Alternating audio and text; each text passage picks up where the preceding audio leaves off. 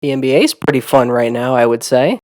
To recap almost what happened to this entire season so far, this is probably the best season that the NBA could have asked for its 75th, and B, you could argue is its best ever. That I know that's a bit of a stretch. That's probably a bit of a stretch, but for the NBA to have a drama-laden year, but good kind of drama at the same time as its 75th anniversary, also at the same time, right as the NFL finishes its Super Bowl, and hockey not being able to properly market itself, and baseball, America's pastime, in a labor shortage, the NBA had a perfect, I repeat, perfect time to essentially peak. This entire season, how good this season was started last season when you had Devin Booker and Chris Paul of my Phoenix Suns go up against arguably the most likable superstar in the NBA and Giannis Antetokounmpo, Chris Middleton, Drew Holiday, and all of them. And they had a disappointing finals for me, but for the overall, normal fan, that was an incredible series. You had Giannis going off for 50 in a closeout game 6 is the definition of clutch. Giannis is a first ballot Hall of Famer now. Even if he were to retire now, he'd be a first ballot Hall of Famer. He's such a good defender. He's such a good scorer. That series was just a NBA fan's dream. Maybe not necessarily a casual because you wanted Brooklyn and Los Angeles to do your things, but holy cow, that finals was good unless you're a Suns fan as well. That one stung. And then going into that offseason with the most likable superstar hoisting the Larry O.B., you had the offseason actually filled with a good ton of drama because Ben Simmons, basically said, I don't want to be in Philadelphia anymore, and I'm willing to sit out and lose the entirety of my max contract for that year to make sure that happens. And everyone on both sides knew that Philly wasn't going to keep Ben Simmons. The question is how long were they going to keep him in order to trade him? Many people were, insinuating that he'd get traded over the offseason because, he would just be a cancer.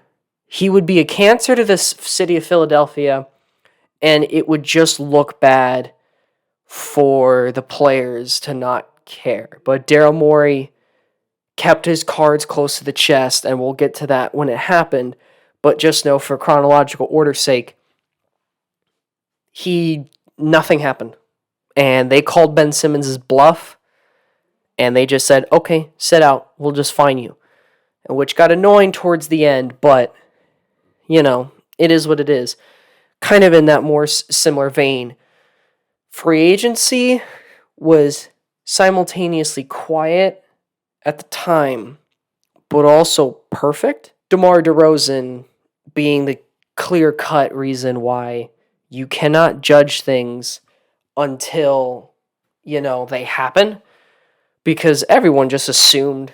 Bleacher Report obviously came out with that article and just said straight up, DeMar DeRozan is the worst free agent signing of the season, and it's not particularly close. Why would you give him $28 million a year and a first-round pick and Thaddeus Young to go acquire services? And then he proved literally everybody wrong, and I couldn't actually be any happier. Anyways, that happened. Lonzo Ball signing with the Bulls, Alex Caruso signing with the Bulls, Kyle Lowry leaving Toronto to go to, Miami. It was a structured, good free agency, maybe not a splashy one, but a structured, good one. And now you actually get into the season. And I cannot remember the last time there were this many good teams vying for a championship. Like, genuinely. I mean, if you're talking Phoenix, Phoenix came back with a fiery vengeance. They're one of them. Golden State came back with a fiery vengeance thanks to Curry and Draymond's not revenge tour, but Curry coming back to play as well as he did last year, if not better to start, and Draymond coming to play well. But more importantly, you have, Jordan Poole and Otto Porter, an underrated signing of the class. Juan Toscano Anderson for a little bit. Guys playing their roles perfectly. Gary Payton II, he was a really good one. Everyone played their role to perfection, and that's why they're as good as they are. And then you've got the Utah Jazz, who technically fell off slightly from last year, but considering all the injuries that they've had, Donovan Mitchell, Rudy Gobert, and them, they're a very underrated group of guys who could be a dangerous playoff threat if it came to it. You've got the Lakers, who I even forgot about the Russell Westbrook trade. That was probably the main splashy headline thing of that offseason. They're, I guess, underperforming, but I also thought the Lakers just wouldn't be as good because Russ was good for a 10-game stretch in Washington, but that was it. I didn't think they'd make the difference in that, but that's at least an interesting storyline. And then Ja Morant. Holy cow. Ja Morant, as a Suns fan, is simultaneously so fun to watch because I knew he'd be good, but at the same time, I wanted the Suns to get the second overall pick like they were deserving of in 2019 and then go pick him. And then we would solve our point guard issues, and instead we got Ricky Rubio, which turned to be Chris Paul, which, I guess is okay. But Ja Morant and Devin Booker on the same team would be really cool. With DeAndre Ayton, it is what it is. But Ja Morant becoming really cool and just superstar-like is very fun to see. I'm going to be honest. I love Ja Morant. Again, I wish I was in Phoenix, but it's so cool to see him thrive in Memphis. Desmond Bain, another bane of my existence. I'm so sorry for that pun. Desmond Bain, kind of haunting the Suns by not picking him again, but again, he's thriving now. So you've got those four main teams, the Lakers slipping, the Nuggets getting healthier. Technically, you can't really count out LeBron, so that's 5 teams that could do something in the playoffs. You've got the Nuggets, who have Jokic on their team, and I love him, to death. I don't really want to, push him. I would not want to be anywhere near him physically because I feel like he and his brothers would end my life, but, cool, I guess. Jokic coming back and trying to repeat his MVP performance, which I think he's my MVP pick so far, but, whatever. You could discuss that further. But Jamal Murray's going to come back late in the season, and Michael Porter Jr. might come back in the season, and that's a really cool and really dangerous team that Phoenix won't lose to because they better not. But at the same time, I understand where it's coming from. That team is pretty good. And that team beat the full healthy Clippers down 3-1 in the bubble. So they're a pretty decent team. So that's what. Oh, and the Clippers, who traded for Norman Powell and Robert Covington in the middle of the season because Portland was desperate to get money off their books for the future. A fully healthy Clippers team with Kawhi Leonard, Paul George, Reggie Jackson, Marcus Morris, Terrence Mann, Norman Powell, Robert Covington, Ivica Zubac. That's a pretty good team, if I would say so myself. I would not necessarily want to face them, but obviously the question is are they going to be fully healthy? But even despite that, I just named 7 teams in the West who could theoretically do something. Even the Pelicans are trying, but whatever, Zion, it is what it is. So that's 7 teams in the West. The East is so fun. I think it's 4.5 games back separates 1-6 or 2-6. That's pretty cool. Obviously you've got Milwaukee, who's my pick to win the East again. You know, they're trying to prove that last year wasn't a fluke because Kevin Durant wore a size 18 shoe. The Nets are trying, but I mean, they're going to be dangerous, especially if that vaccine mandate does get lifted in New York. That means you get Kyrie Irving for all 7 games instead of just the theoretical 3 or 4. Or if they played the Knicks, it would be 0.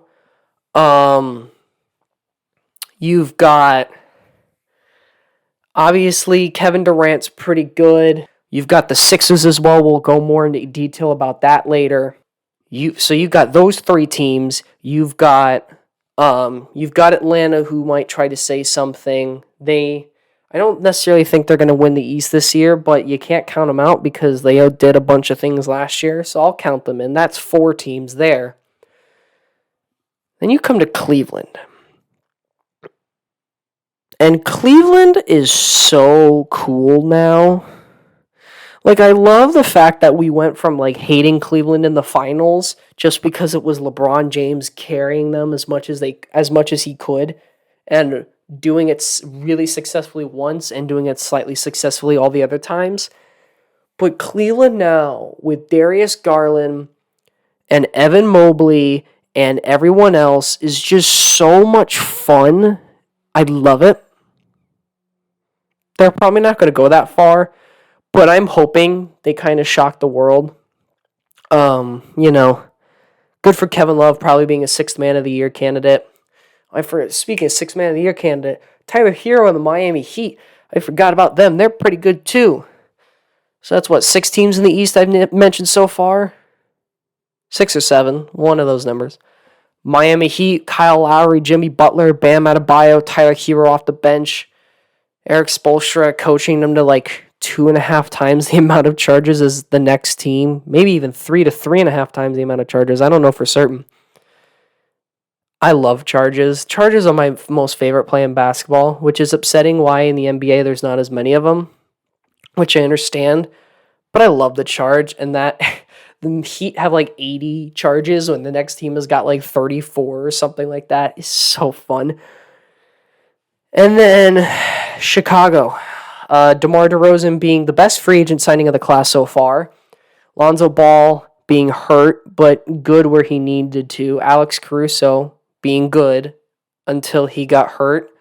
Zach LaVine being very good the entire time.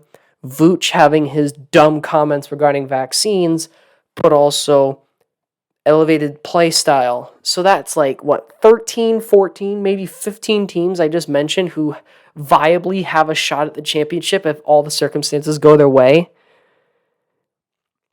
Remember back in 2017 when everyone knew it was with just Warriors versus Cavs in the finals, and now you have potentially 14 teams who have an argument?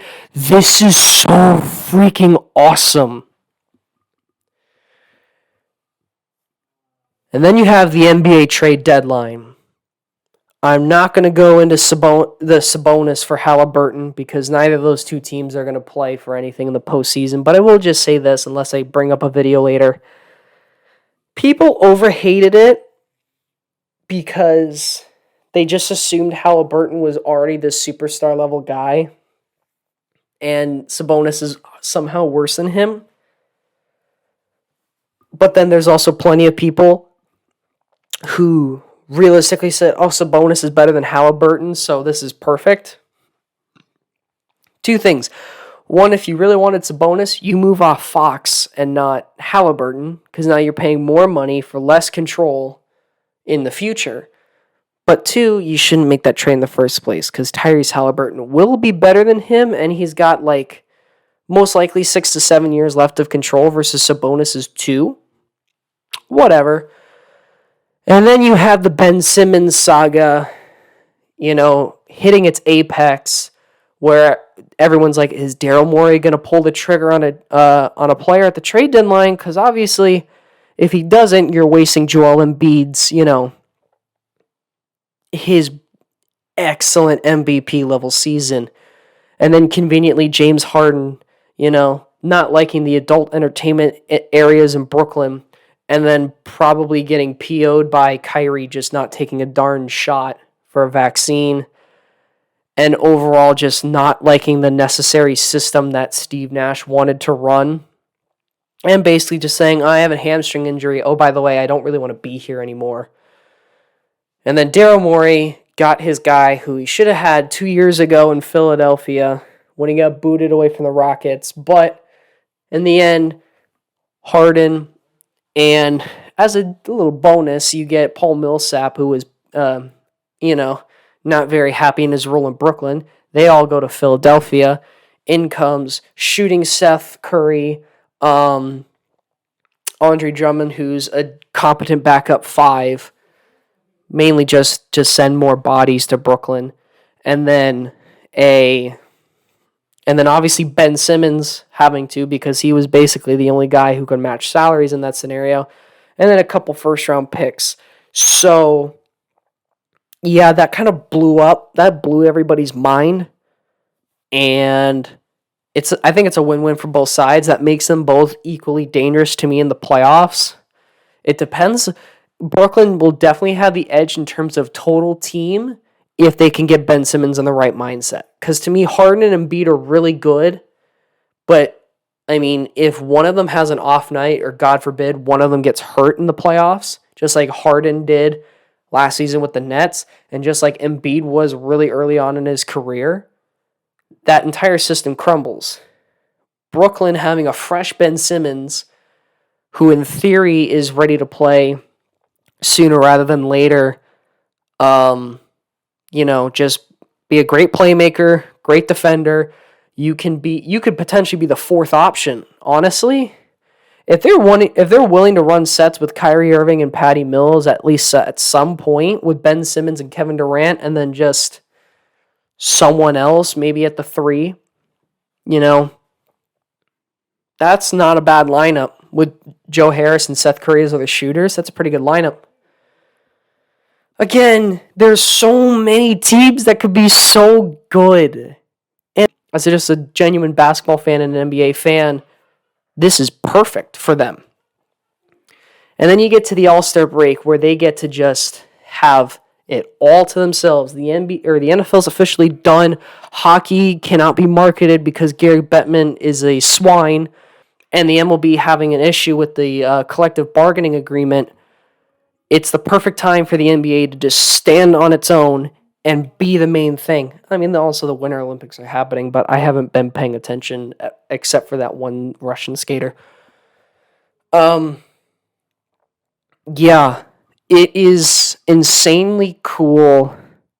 Like, they perfectly had everything lined up for them. They get to celebrate their past and their future and their present. You had the NBA 75th anniversary team on site to be remembered in Cleveland, which was really cool. Rest in peace, Kobe. You had your present.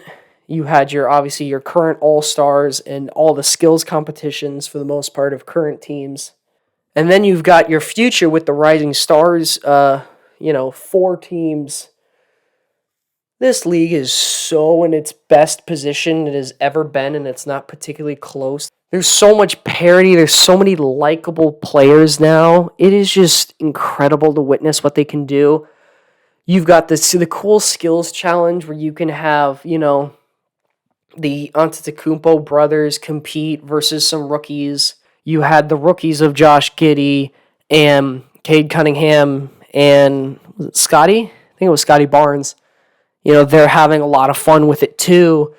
And then you have the Cleveland Cavaliers of Mobley and Darius Garland and Jared Allen. Yeah, Jared Allen. That was actually a really fun time. The 3-point contest, Karl Anthony Towns being, I think he's the first center, but like the second big man, because I think Dirk won the 3-point contest earlier, but he was mainly a power forward despite being 7 foot. Karl Anthony Towns being the first center to officially win it. That's really cool. The dunk contest we don't talk about.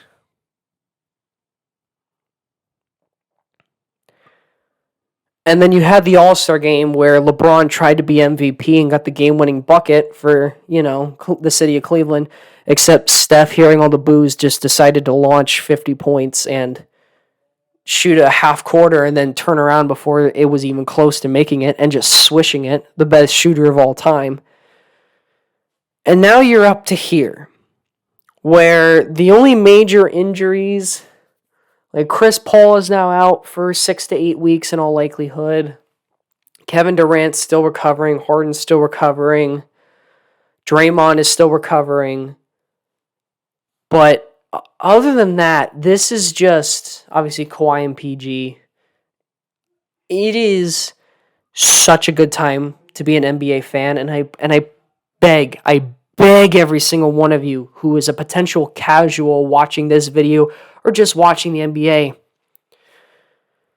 stop listening to Stephen A. Smith and Skip Bayless get paid $7 to $8 million to hate on LeBron or hate on something else. This is what basketball should be. It should be fun. It should be parody. It should be a bunch of teams vying for it. It shouldn't just be 4 teams at the top and everyone else is trying to deliberately tank to get the next great guy, the next Chet Holmgren. It should be like this, where every team is trying its best to make a run at it. And while obviously only one team can hoist it, the fact there's like 14 to 15 teams who could theoretically say, hey, I think we have a chance at winning it, I think that's really cool. I don't really know how to end this first video. It is the first video on this channel. If you'd be willing to, like the video and subscribe.